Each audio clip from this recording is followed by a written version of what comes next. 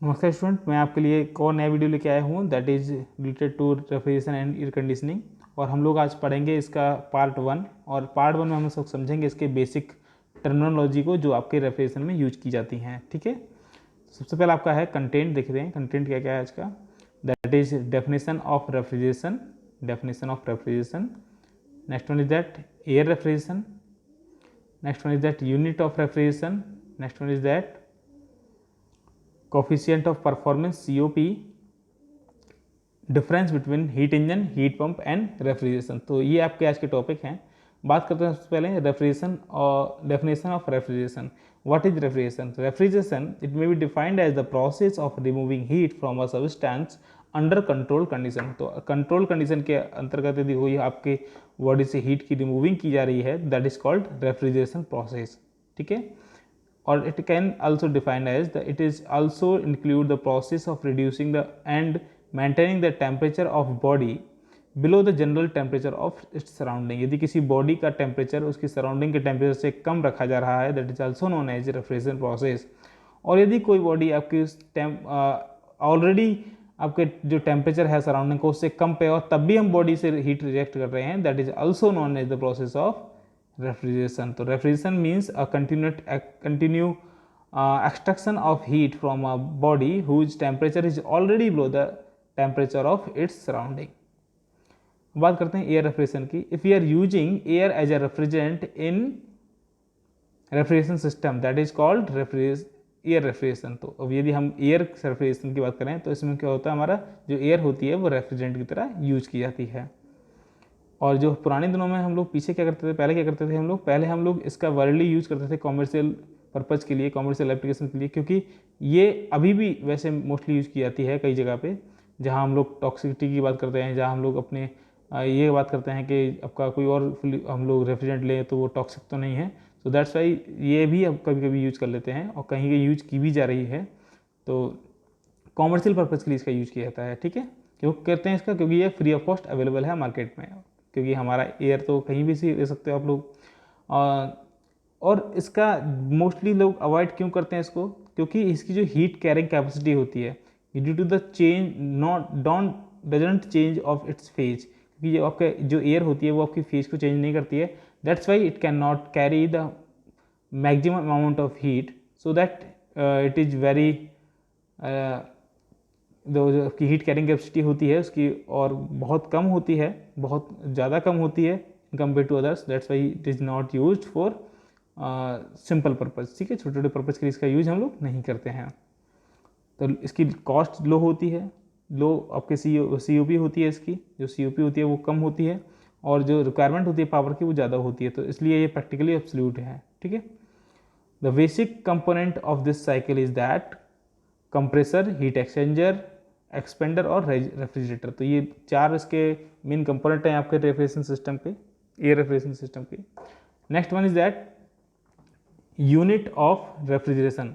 तो unit of refrigeration की बात करेंगे तो देखिए इस डायग्राम से समझ लीजिए आप कि यदि कोई 1000 किलोग्राम आइस को मैं 0 डिग्री सेल्सियस पर ही उसको आइस से उसको वाटर में कन्वर्ट करने के लिए 24 आवर्स का यूज कर रहा हूँ that is called 1 ton of refrigeration. ठीक है, तो the practically is term as ton of refrigeration that is noted by TR। A ton of refrigeration is defined as the amount of refrigeration effect produced by the uniform melting of 1 ton मतलब 1000 kilogram of ice from at 0 degree Celsius in 24 hours। okay, that is called ton of refrigeration। आपकी जो ice जो आपकी ice होती है उसकी जो latent heat होती है दैट इज 335 किलो जूल पर kg। और यदि मैं बात करूं कि 1000 किलोग्राम आइस की कितनी होगी तो it will be 1000 into 335 kilo joule in 24 hours. तो अब यदि मैं 24 आवर को डिवाइड कर दूं, मैं यदि मिनट में टाइम आपको निकालना चाहूं तो that will be 1000 into 335 divide by 24 into 60, तो it will be in kilo joule per minute. और इसको ऑल सोल्यूशन हम कर लें तो it will be 1 TR equal to 210 kilo joule per minute और it will be equal to 3.5 kilo watt. ठीक है, यदि मैं सेकंड में कर दूंगा तो किलो जूल पर सेकंड क्या होता है आपका, वाट होता है, तो it will be 3.5 kilo watt. Okay. COP of refrigeration, COP of refrigeration is nothing, it is the desire effect upon work input. तो किसी भी रेफ्रिजरेटर से जितना आपको हीट निकाला हुआ है और जितना उस पर काम किया है, इसके आपका जो रेशियो होगा that is called COP of refrigerator. ठीक है. तो हम लोग कह सकते हैं it is the ratio of desire effect to the work input of any machine. तो mathematically can be written as COP will be Q upon W, where Q is the amount of refrigeration produced और capacity. ठीक है. और जो W होता है आपका that is amount of work done. Next one is that difference between heat engine, heat pump and refrigerator.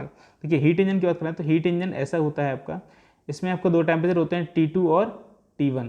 T2 से आपका जो हीट आता है दैट इज कॉल्ड Q2. ठीक है. That is the heat supplied, और ये हीट सप्लाई जो करते हैं उससे कुछ आपका वर्क आउटपुट निकलता है, और वर्क आउटपुट निकलने के बाद जो आपकी हीट रह जाती है उसे हम बाहर निकाल देते हैं इन फॉर्म ऑफ Q1, और जो कि आपका टेम्परेचर उसका होता है T1. ठीक है. तो हीट इंजन में आप देख रहे होंगे जो आपका T2 है वो ग्रेटर देन है T1 के. ठीक है. और हीट इंजन का यूज करते हैं हम लोग वर्क आउटपुट मतलब वर्क प्रोड्यूस करने के लिए, जबकि रेफ्रिजरेटर और हीट पंप का यूज करते हैं हम लोग किसी चीज़ का टेम्परेचर बढ़ाने के लिए या टेम्परेचर घटाने के लिए. ठीक है. यहाँ हमें वर्क आपको देना पड़ता है. तो that is the refrigerator, you can see the diagram of refrigerator, and that is the heat pump, you can see the diagram of heat pump. Here we are using the work input. और जो basic difference है आपका refrigerator और heat pump पे that is the desire effect. हम लोग क्या करते हैं, रेफ्रिजरेटर का काम होता है आपकी बॉडी का टेम्परेचर एटमॉस्फेरिक टेम्परेचर से कम रखना. ठीक है. और कम रखना, जो आपका ऑब्जेक्ट है उसका टेम्परेचर और कम रखना. ठीक है. तो इसका मतलब क्या होगा, जो लोअर टेम्परेचर होगा, दो lower temperature of this system is known as refrigeration effect. और जो आपका हीट पंप है वहाँ आपका क्या होगा, जो हायर टेम्परेचर है that will be your desire effect. तो बस सिंपली हम लोग क्या करते हैं, जब हमें वर्क इनपुट देना होता है किसी मशीन में तो हम उसका COP फाइंड करते हैं, और यदि हमें उससे वर्क मिल रहा होता है तो हम उसका इफिशियंसी फाइंड करते हैं. ठीक है. क्योंकि इफिशियंसी का फॉर्मूला क्या होता है, work output upon heat supplied. तो ठीक है. तो वैसे ही हम लोग इंजन की बात करेंगे, हीट इंजन की, उसका फॉर्मूला होगा आपका efficiency equal to work upon heat supplied मतलब Q2. रेफ्रिजरेटर का आपका COP फॉर्मूला क्या होगा, T1 upon T2 minus T1.